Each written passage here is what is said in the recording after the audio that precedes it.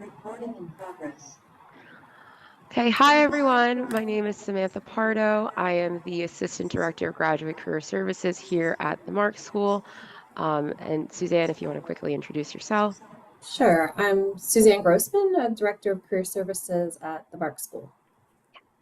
And thanks for all for joining us today for our internships info session. So group here, you're either interested in internships to have it on as part of your graduate career. Some of you have the requirement. We welcome everyone with any of those experiences here today. So why do an internship? Why I want to hear from this group here, like what is your main, I guess, incentive to do an internship while you're in the grad program? And your answer can be you have to do it for your program. That's completely okay. But if anyone feel free to unmute, put it into the chat, or raise your hand, just to hear from one person from this group at least. Oh, yeah, Mushfika, go ahead. Hi Sam, hi Suzanne. I think for sure, like personally for me, besides the requirement, I really want the experience and like knowing what the responsibilities and the tasks are in doing an internship and throughout the experience. Because I feel like after graduation, you're gonna have to get like World Works, like not World War, like real life experience, like as a full time job. So I feel like an internship can do a good job at like giving you a head start. Yeah, that's absolutely true. And kind of like to that last point, like giving you a head start, an internship is not meant for you to be your finish line either. It's just to give you a building block to figure out what you like, what you don't like, Mm. and just any of that experience. So thank you. Yeah. I see in the chat, Timon, yeah, requirement for your program, totally understand. Verona. Oh, Verona, did you mean to raise your hand? No. Okay. Sorry. Okay, go I ahead. had a little delay on my phone. So definitely one, because it's a requirement, but two, because I'm switching my occupation from high luxury to now education, I definitely want to get my foot in the door and learn about it before just applying and not having the credentials or the knowledge and kind of being lost in the game. I rather know the information so when I do graduate with my master's, I have information of the educational system in higher ed. Great, wonderful. Great. And then I see Jamie in the chat. Can you help your foot in the door? And Julia says, I want to meet the expectations of employers that are seeking from job candidates. Internship can offer hands-on experience. So yeah, all of this is heads on, like basically you all hit the point there. All right. So just briefly to go over program requirements. Any students who are in the Mark School with less than 1 year of the full-time related experience, you might have received on your admissions letter that you have it as part of your program. So if you are MPA, MIA, or MSCP, you will, or oh, sorry, MIA and MPA, you have at least 45 credits. And HEA and MSCP students would have 39 credits. I do know that you have access to DegreeWorks. However, I would not rely on DegreeWorks as an indicator. DegreeWorks is sort of a platform that's offered to all CUNY students. The best way to keep on top of your academic program as a Mark School student is to check in with your academic advisor. We do recommend that you complete the internship early before your final capstone semester. One, because it can give you an idea of what you want to cover in capstone. And two, really trying just getting managing your expectations of, what are possible employment opportunities after that, where it's, really using that capstone semester to be really focused on post grad, finishing up, et cetera. But of course, if you do complete your internship in the capstone semester, that is okay too. So when to start searching? So we recommend at least one semester ahead and sometimes more. So what I usually recommend if anyone's had a one-on-one meeting with me or Suzanne is that we usually recommend start passively looking now. Even if you are not ready to apply to an internship just yet, a lot of them, and we'll list a couple examples later today, are cyclical, meaning that these programs happen every fall, every spring, and every summer. Be early enough in your planning that you might not be ready to apply to an opportunity just yet, but come next fall, you're like, okay, I might be a little bit more ready for that. You'll see even today, there are some opportunities that we have listed that applications are due in the fall for summer 2026. So they're not all internships have this wide of an application I guess, pause in between. But I would not, leave it to the semester before. Don't leave it to the month before finals of the previous semester to start looking for your internship. It is completely okay for you to start looking at internships now, not being ready just yet, and then we can work. So what do you need to apply? Well, we want to know what you want to intern in. Like, where do you want to explore those opportunities? Just having some ideas of what you're looking to get, whether it's skills, if it's a specific sector that you want to work in, if it's a specific organization you want to work in. That's a good starting ground. Again, as internship is meant to give you experience into what you want to do further on. So this is not an end all or be all. You want a strong resume. For an internship, regardless of how many years of experience you're coming with to the Mark School, for an internship, you want to have a one-page resume. And we'll have conversations with you on how you craft that resume for that specific internship. I actually want to instill in you all that when you're crafting a resume, you want to be thinking about the person who is going to be reading it, not just, how you talk about your work. That is equally important, but really taking into consideration of what this internship is looking for in a candidate and how you fit that bill. An understanding of how to write cover letters. We are always, always, always going to encourage you write the cover letter. We are in what we're calling an employer heavy market. So employers right now are seeing a lot more applications per opening, whether it's an internship or full-time job. More than usual. So good way to stand out is having a good cover letter. Even if it says it's optional, we're always going to tell you have a cover letter. Okay.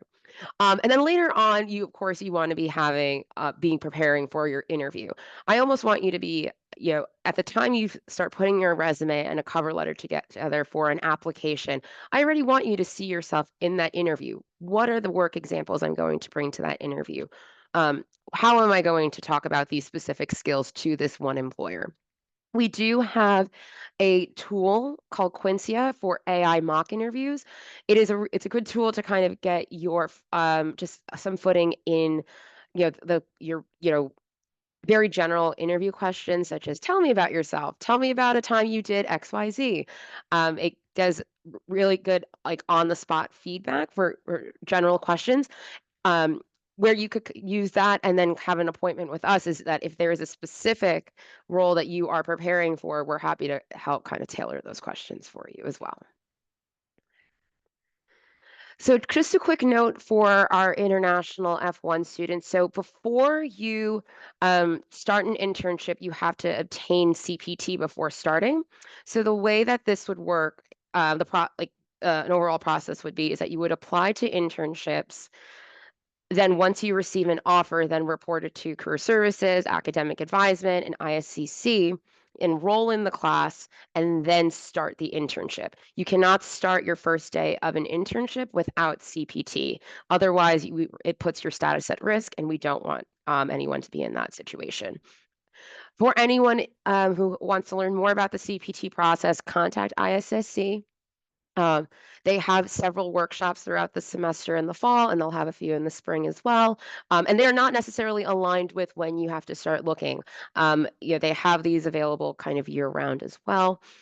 For any international students who don't necessarily have the internship requirement, the 3 credits, but want to do an internship, you still need to register for credit.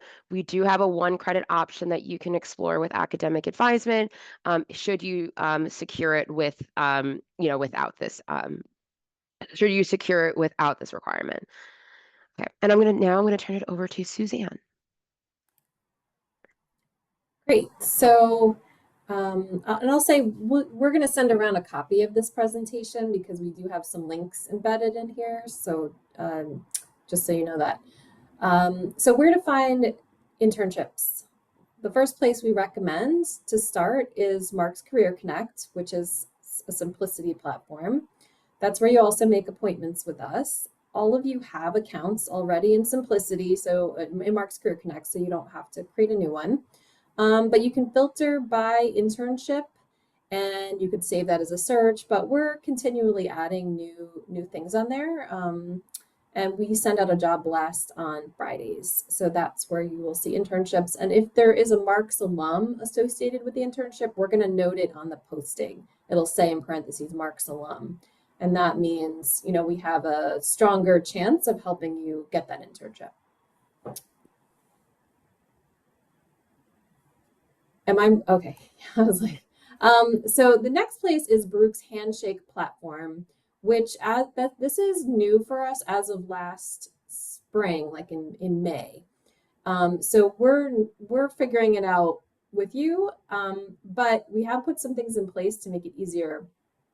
One of them is a collection. So we've gone in and saved about 100 employers, and it will automatically update with their postings. You'll still need to filter by internship to see current postings, but there's a lot of good things in there. And we strongly recommend that you go on there, fill out your profile in full, because there's an algorithm that's going to start to show you relevant things, and then you can save searches and get emails.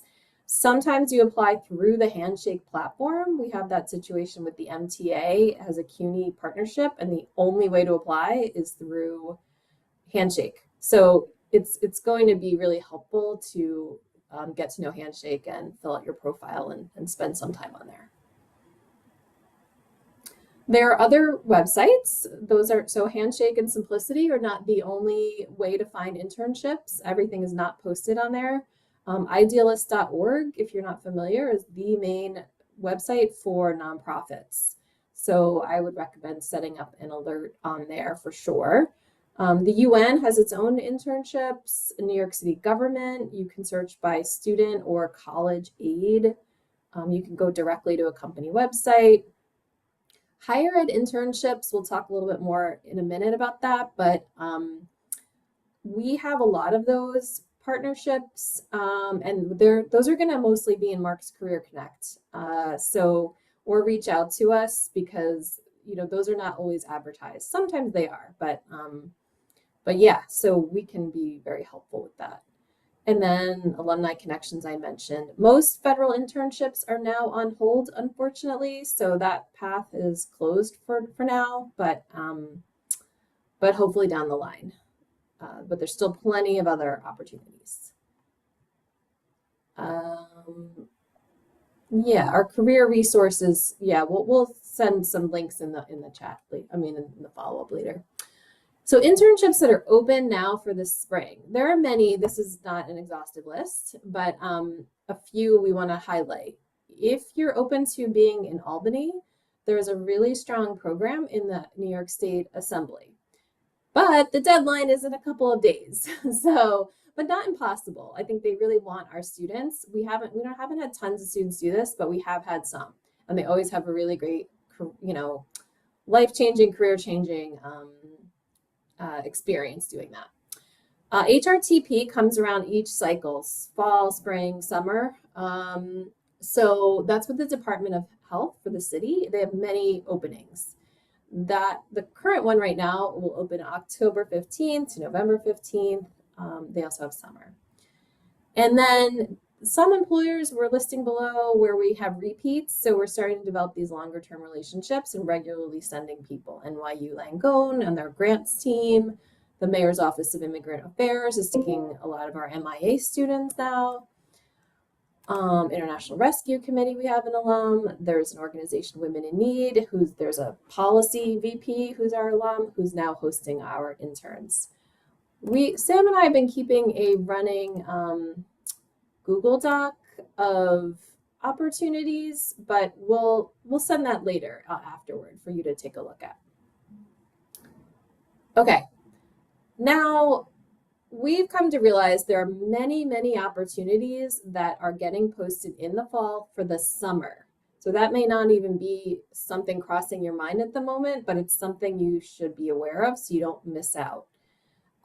We are hosting an info session tomorrow, yeah, for EDF Climate Corps, where we have an alum. So that's Environmental Defense Fund, a big program for those interested in climate issues. So these are just some of the other ones. We're also having an info session with KPMG for their consulting with public sector. It's not clear if the internships are still open for that, but anytime we have an alum presenting, if you're curious, it's good to take a look. Federal Reserve Bank of New York has a program that pays really well for the summer. Some of these are full-time, so you get a full-time salary, but just for the summer, chance to try things out. And yeah, Port Authority has like 70 internships. They're very competitive because there's a lot of students who come to New York City for the summer, but you can fill out the interest form to be among the first to be aware of their opportunities. Then we have a bunch of summer opportunities that are not open yet, but they're ones that we will advertise. And again, we'll send you the presentation. You can click on some of the links, but Rockefeller Foundation has 20 openings for graduate students, also extremely competitive, but they want CUNY applicants. And so we usually do an info session with them each year. The mayor's office has many, many openings. They don't open them until the spring semester. And then other opportunities we're highlighting as well.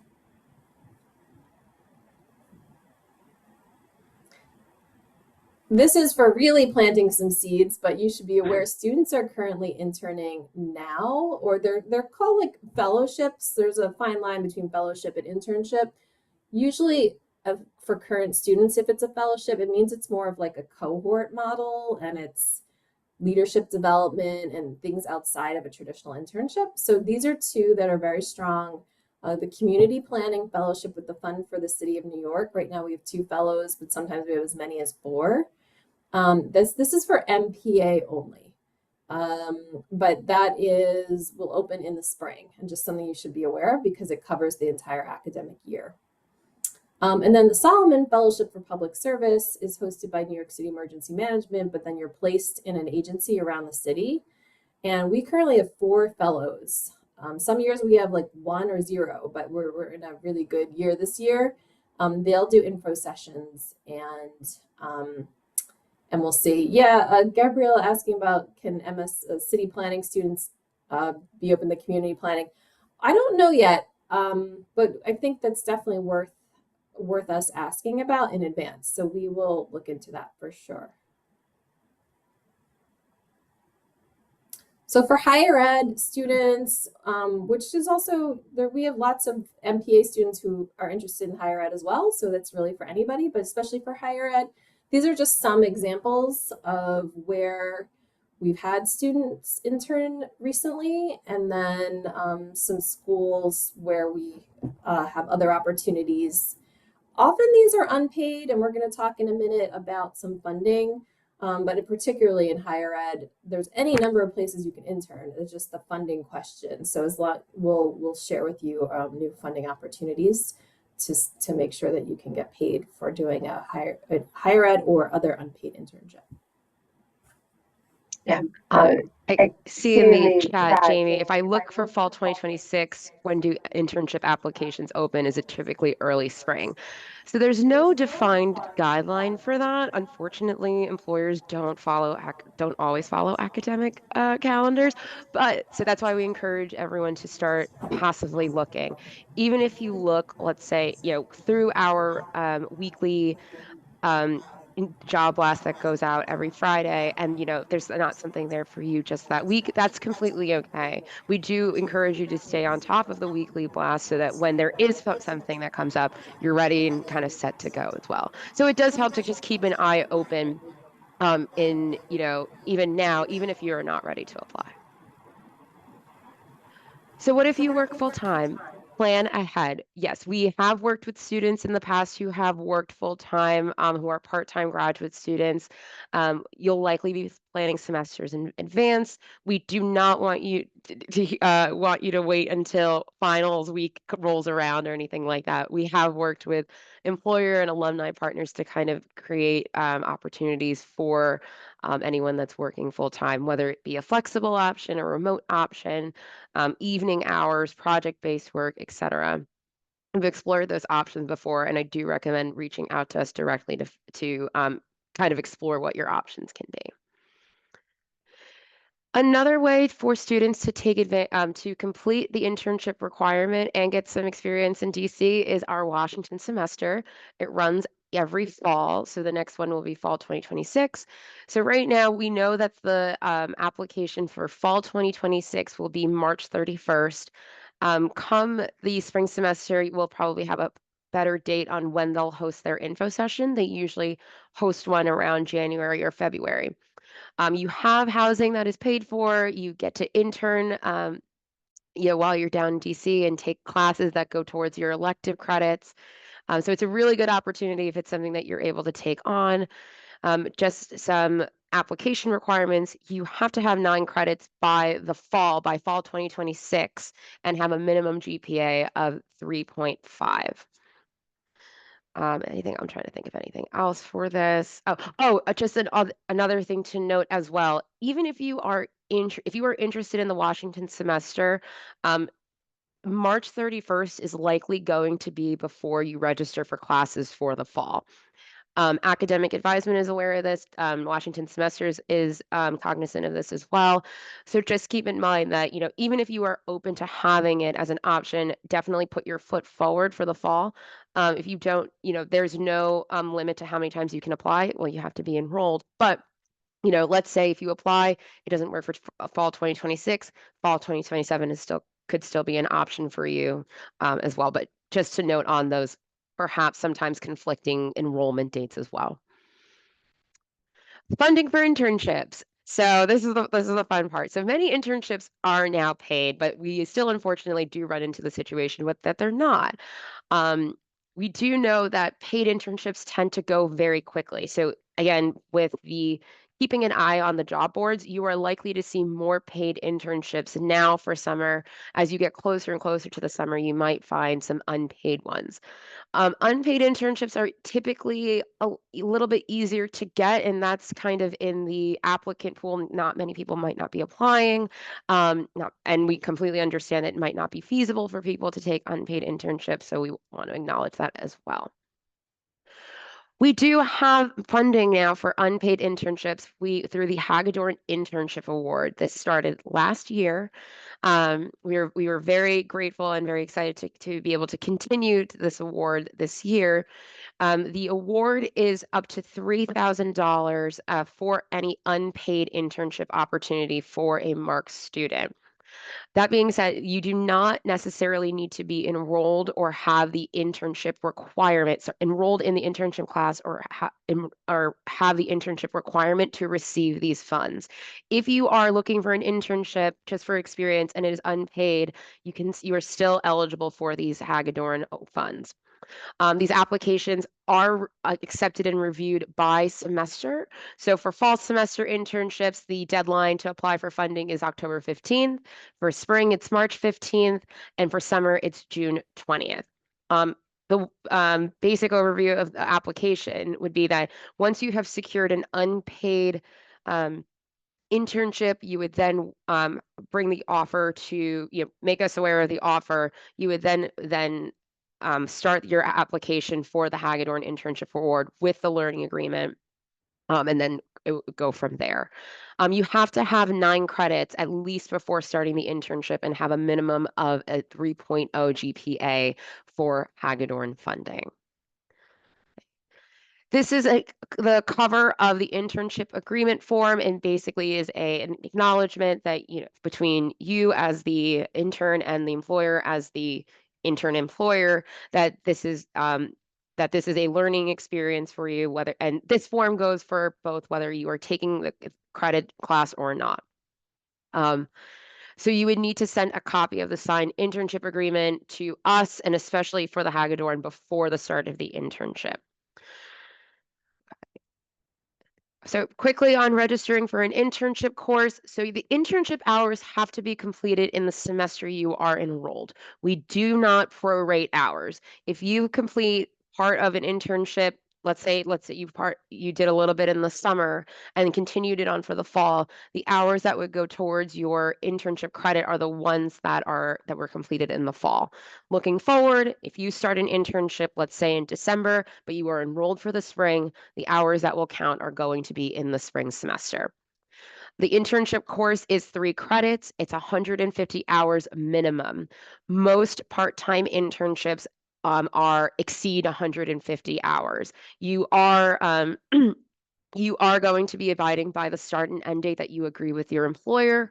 It's not that you complete 150 hours and say, oh, okay, I'm done. No, you are held by the employment that you agreed upon with the internship. This class, that the 3 credit course, it is a pass or no credit.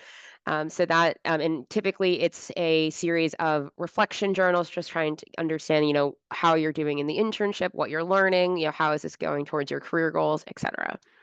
And then quickly here, there are the different course codes here for MPA, MIA, and MSCP. It's 9195, HEA, it's 9322, and the Washington semester, it's 9192. For any one of these courses, you would not be able to self-register yourself on in CUNY First, whatever the platform is, but you have to receive approval from academic advisement. You have to receive an offer in order for permission to enroll in these courses. We have an upcoming opportunity to meet with some employers that we have previously had interns at. So Tuesday, October 7th, so that is next Tuesday from 12 to 3 p.m. At the vertical campus on the 14th floor, we are having a career expo, which is a smaller version of a career fair.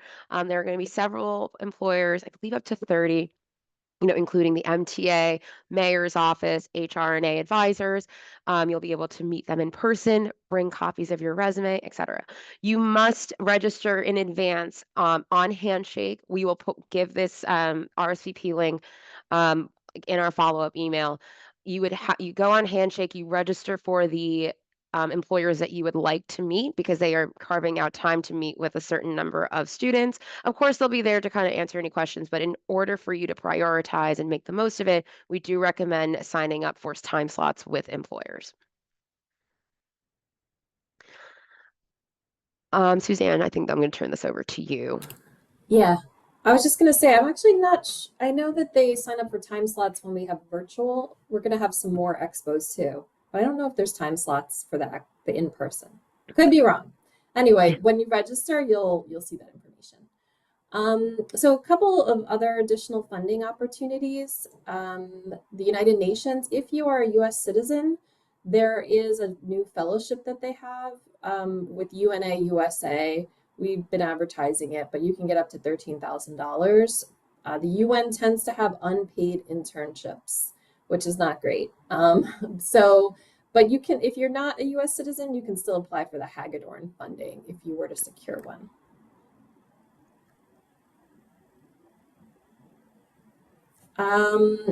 This is not as commonly known. It's not very well advertised, I feel, but if you have an internship outside of the US that you're able to find, Baruch's Weissman Center for International Business has some funding. It's called the CV Star International Experiential Learning Fellowship. And I think it's like $2,000. It sort of varies. But the main contact is Sarah Demetz. And you can apply for support for doing that internship and kind of outline your expenses and what you're looking for. And they definitely almost always have funding. Yep. So we're happy to talk to you at any point. You can make an appointment on Marxe Career Connect. If you're like, I don't know what I want to intern in, we're happy to talk about it, or we'll review your marketing materials, help you prep for an interview. So we're there to guide you through the process. We will, there is likely going to be another part-time staff person who's, but they're not starting till the spring, who's also going to be an additional internship support. So once that person's on board, we'll make more announcements about that. That is the end of our formal presentation. And at this point, we're happy to answer any questions that you have. So raise your hand or put them in the chat or yeah, whatever questions you might have.